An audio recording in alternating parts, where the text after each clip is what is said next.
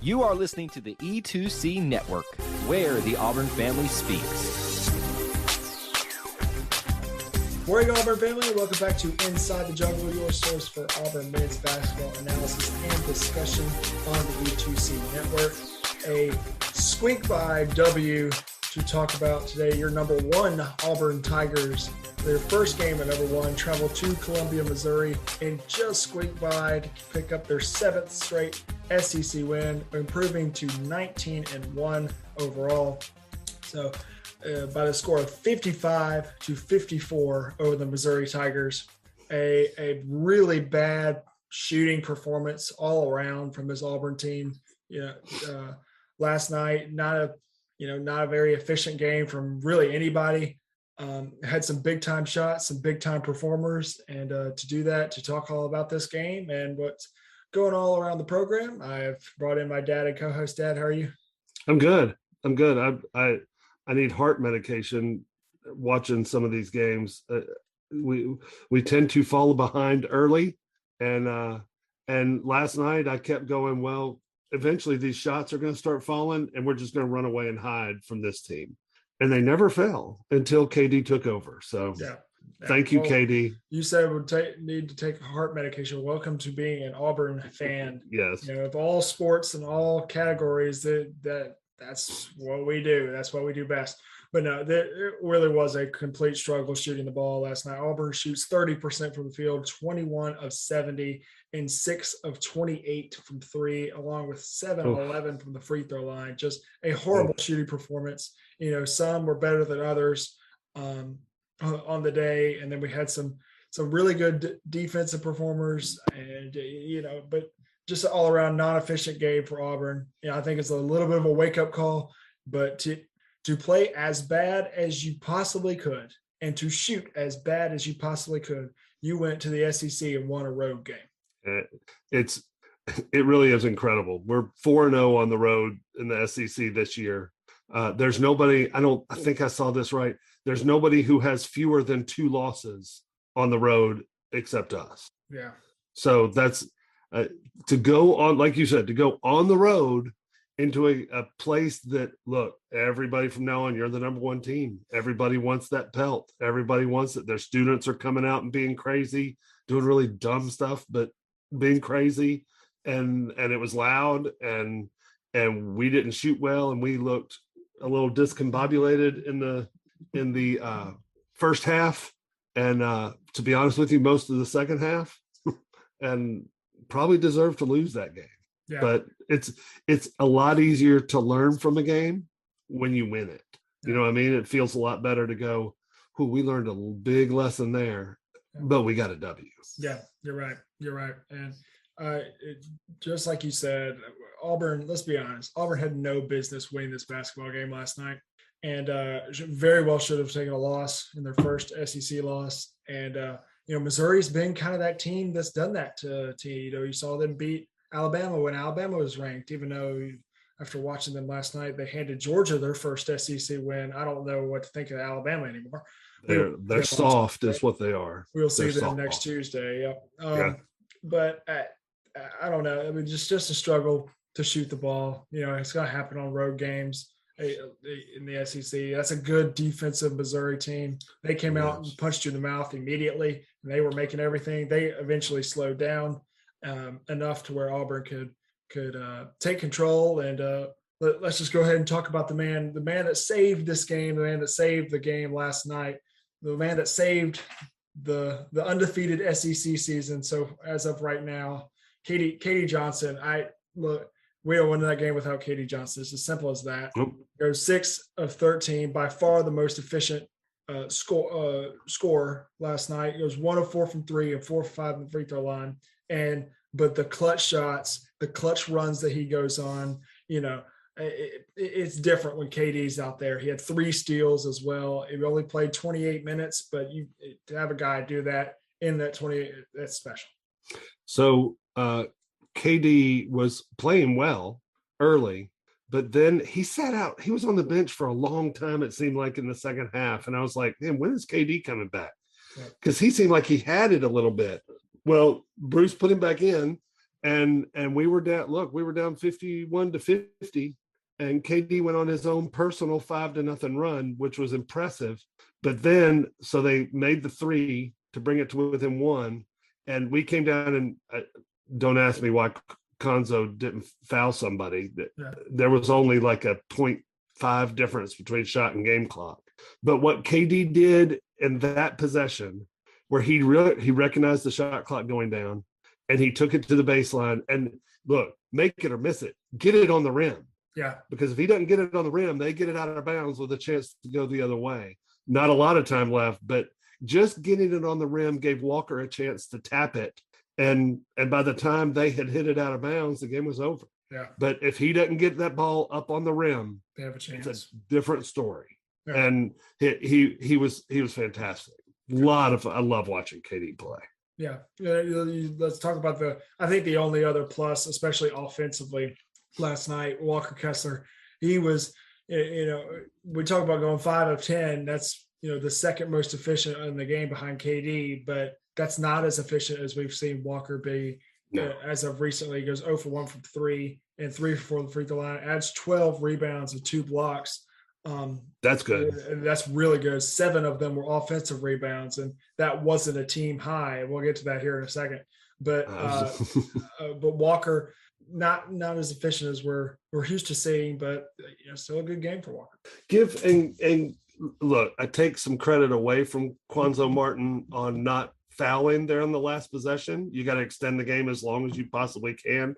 Not sure if he just had a brain fart or what, but he did not do that. Was wrong. But what he did with his defense is take away the lobs to Walker Kessler.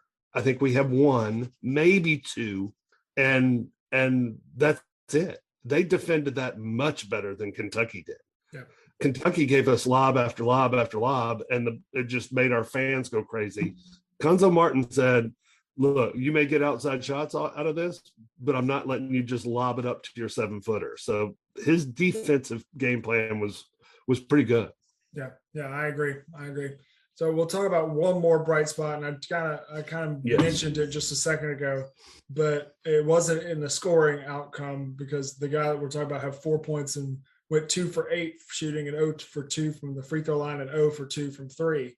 But Devin Cambridge had 9 rebounds, and those 9 rebounds, he had 0 defensive rebounds. He had 9 offensive rebounds. I don't think I've ever seen anything like that. Just somebody have 0 defensive rebounds, but have 9 offensive rebounds. Somebody on Twitter asked me if I'd ever seen that type of a stat line before.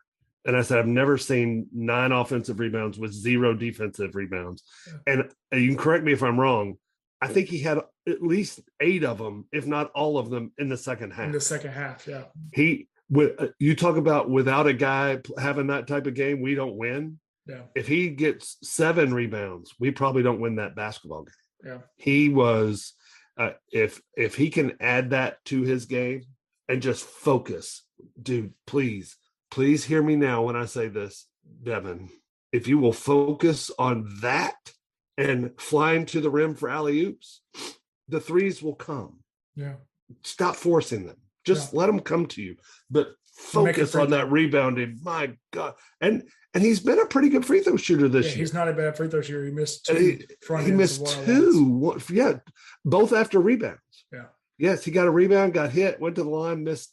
So he really is 0 for 4, in my opinion, from the line because he missed the 2 front ends. But if you get 9 rebounds out of Devin Cambridge and everybody else plays like normal, we're going to be hard to beat.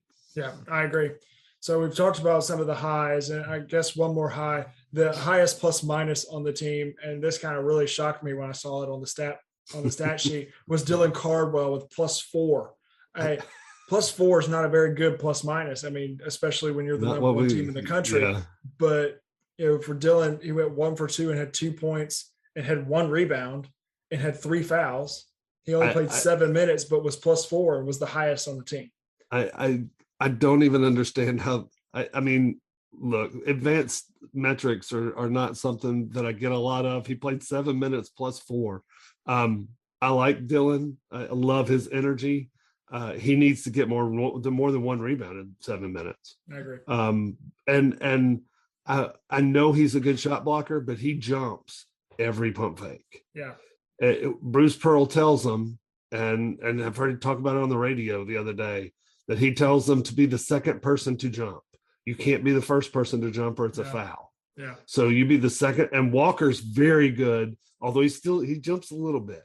But I was watching the first 6 or 7 minutes of the game before we got on here, just I guess because I'm a masochist or something. But because I was watching it, and every time somebody got near him with the ball, he jumped. Now he jumped straight up, but stop jumping. We need you to block shots. And again, I love him, but +4, I don't even understand how that's possible. And Kessler's a -5. Yeah. Kessler's the lowest on the team. And we talked about how amazing KD Johnson was. He's a -3. -3. So again, that's the second lowest. Plus minus are fun to look at, but sometimes you go, what? How is that even possible? Yeah, I agree. But no, then you talk about the woes offensively, especially shooting from Auburn. You're not going to see a guy with the talent and the shooting capabilities like Jabari Smith shoot 2 for 15 again. He's not going to go 1 for 7 again. He had 10 rebounds. He had 2 blocks. He had 0 turnovers. He had a plus-minus of even, so he didn't it was 0 plus-minus. Played 32 minutes, but he went 2 for 15. You're just not going to see a guy do like that anymore. There's your off game, Jabari. We won in your off game.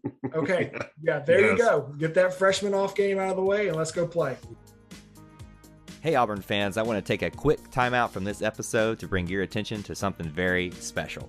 Here at the E2C Network, we pride ourselves on bringing you the best content for Auburn fans out there. And best of all, it's free to you. But just because it's free doesn't mean there aren't costs, especially when you have a library of hundreds of podcasts, videos, blogs, and more. Many of you have reached out and asked how you can support this network in the past. Well, now I have your answer. It's called the E2C Network Booster Club over at patreon.com/E2C Network. There you'll find a membership monthly reward system where you can sign up for as little as $1 and get different perks at different tiers. Some of those perks include things such as apparel, eligibility to join us on future podcasts, recognition as an E2C Network booster, exclusive communications, and bonus content that is available nowhere else.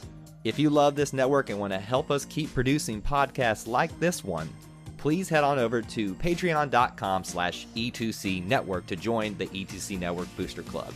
You can also get there by going to our website, e2cnetwork.com/support. Whether you decide to join or not, we are still so appreciative that you would support us by just listening and being here, because each and every one of you is part of our E2C Network family. Well, that's it. Timeout's over. Let's get back into the episode. So had you told me his stat line without me watching the game, I would have said Auburn lost in a big way. Yeah. What I was impressed with about the kid is he's a shooter. He's not going to stop shooting. Yeah. And eventually, because he knows eventually they're going to go in. They weren't bad. He wasn't taking bad shots. He was taking good open looks. He just was missing them. Yeah. But he went out and grabbed 10 boards, and he and Williams, Jalen, held Kobe Brown to 8 points. Yeah. Now that's what we needed him to do last night. We would like to have had him score more so that we could have won by more. But holding Kobe to 8 points is, they said on the telecast last night that how Kobe goes is how Missouri goes. Yeah. And we hold him to 8 points, he's not effective. And that is Jabari and Jalen Williams doing that. Yeah. But you're a freshman, he's upset, he's trying to push, he's shooting terribly. But what does he do? He grabs 3 offensive and 7 defensive rebounds. Yeah. I give him all the love in the world. We almost had 3 guys with double-digit rebounds. Yeah. Yeah. You're right. If Cambridge would have gotten one defensive rebound. One more. Yeah. Just one even in defensive defensive, rebound. that's all right. Yeah, but Surely there are some team rebounds we could give to Devin and get him a 3 in double figures. yeah. Well, I really woes from them, and then Zepp goes 1 of 3. I mean, that's about what you expect from a guy like Zepp. Zepp's gonna handle your team. He's not gonna be the scorer. Then you He have didn't guys have any like, turnovers, by the way. Yeah, Zepp had 0 always. turnovers. Yeah, Always. it's just amazing. Yeah. But then Alan Flanigan, 1 for 6, 0 for 2 from 3. Wendell Green, 2 for 9, 2 for 7 from 3. You know, Jalen, his 1-3 was probably the biggest of the game. It was like 18 to 9. And it was a huge corner three. Devin Cambridge, shot. just like we said earlier, goes 2 for 8, 0 for 2 for 3. It was just a hard shooting night for this Auburn team. It showed the resilience and the leadership, and guys like Katie Johnson and Walker Kessler will carry refusing us to lose. Refusing to lose. You're right. Yeah. Let me touch on Flanigan for a minute. 2 points. He just didn't look like he was even there. He had 4 turnovers. 4 turnovers. Yeah. You can't have 4 turnovers from your 3 guard. Yeah. He's a catch and shoot or catch and drive type of guy, and he was throwing the ball, made a horrible pass into Walker Kessler one time that got picked off. Just I don't know what I hope that mental lapse is out of his head, because that was a struggle for Allen last night. Yeah, that was a struggle. He's better. He's better than 2 points and 4 turnovers and 4 rebounds. He is. So just like Jabari Smith is better than 5 points and 2 for 15. Just like Wendell Green is better than 6 points and 2 for 9. And I mean, even guys like Jalen, I would expect Jalen to shoot more than 4 shots. Jalen needs to get more in the action than that. I agree. But he goes 1 for 4. I mean, he's going to be better than that. All these guys are going to shoot better than that. So, this game is behind us. This game is let's leave it. Let's burn it. Let's leave it. And then all we will look back on that game is a win. Yeah, I agree. Let's burn the tape, throw it in the trash can. You're not going to learn anything from it, except that, by the way, Devin can rebound. Maybe we learned that. Maybe he learned that. Yeah. Maybe that's the good thing that comes out of this game. It was good news to see that Wendell tweeted out after the game that his knee is fine. Yeah. That was the scary moment. I thought, oh goodness, he's torn a ligament in his knee. Then they showed it close up. It looked like they just banged knees. Yeah, that hurts so bad, and it can hurt for days. So hopefully he'll get in the tub a little bit this week and stay off of it, so he'll be ready to go Saturday against Oklahoma. Yeah, and we'll use that. We'll do player of the game real quick. I think this is an easy player of the game, and then we'll get this game behind us and talk about Saturday against Oklahoma in the SEC Big 12 Challenge. But we'll do player of the game. I think this is easy. I think this is simple. I don't think we come anywhere close last night if Katie Johnson is not wearing orange and blue. Yeah, I try to go different than you do as much as I can, so we can get 2 guys credit. I thought about Devin Cambridge because I don't think we win if he doesn't get a couple of those rebounds. However, what Katie Johnson did last night, and yes, I understand the people that are scared by his he gets too overly excited and is going to commit a turnover in one of those situations, or that one play at the end. If the kid would have just stood his ground, he probably gets a charge out of that call when Katie jumps into him. But you're right. He said he looked up at the clock at some point with about a minute and a half left and said, "We are not losing this game, and I'm going to be the one to take us over the line." Yep. And he did. And some Georgia fan tweeted out that they were just asking a question of random Georgia fans: who would you like to have lunch or what? No, that was the official UGA Georgia account that tweeted that out. Which athlete would you like to have lunch with? Dog would you like to have lunch with? And Auburn everybody took it wildly to say Katie Johnson. Yeah, that was fun. I enjoyed that because that's the only former dog that I can think of that I'd like to have lunch with. Okay. And I don't know, you heard Bruce Pearl in the post game. They asked him what he learned from that road trip, and he said, I learned to give the ball to KD and get the hell out of the way. Yeah, that's what Bruce in times like that, and that will help us in tournament time. Yeah, because now we've got more than one. We've got another guy that says, I'm okay to put the ball in my hands to go win us a game. Yeah. Big time. That is a big time. He is special. We will get away from that game. Auburn wins by 1 in Columbia, Missouri to improve to 7-0 in the SEC and 19-1 overall. The number 1 Auburn Tiger. I will not get tired of saying that as long as that keeps going. The number 1 Auburn Tigers continue on their winning streak, which is tied for the longest active winning streak in Division I basketball. So as we move on, we will get a quick discussion.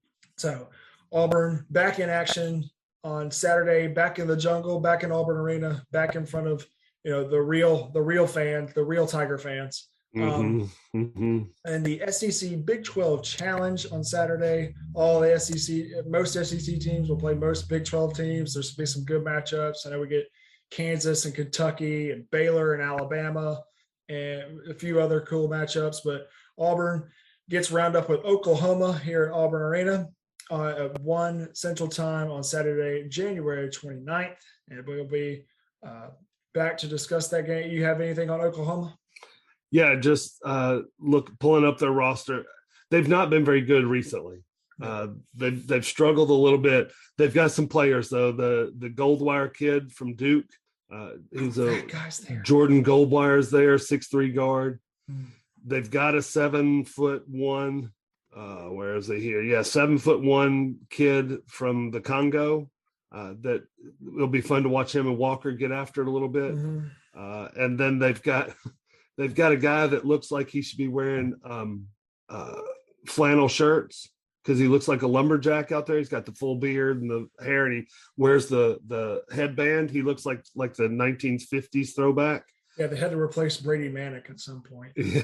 Yes, who's at Carolina now. Yeah. Same, almost the same type of look. And then they've got this little kid. He's 6'3" guard, but his hair is longer than your girlfriend's hair.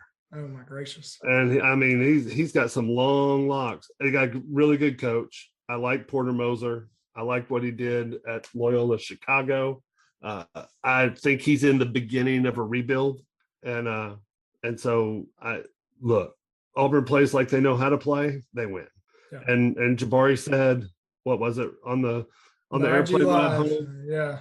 On the IG Live on Wendell Green's Instagram Live on the ride home, he said, all right, we're back in action. No more off games. I'm going to make up for this. Which I would look, if anybody, I would set your recorders to get the action from college him. Athlete that would say that, I'd be like, okay, all right, cool, yeah, all right, that'd be great. If Jabari Smith says that, I'm like, oh, that's a little different. That's a little different. So yeah, tune in 1 p.m. You gotta get that. It's Saturday. On ESPN, isn't it? Yeah, I think it's an ESPN game, and Jabari said after our only loss of the year, that was on me. I'll make up for it.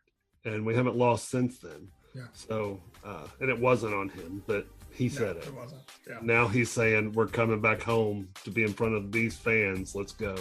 Yeah, let's do it. No, Saturday at 1. We'll be back to talk about that later in the weekend or early next week.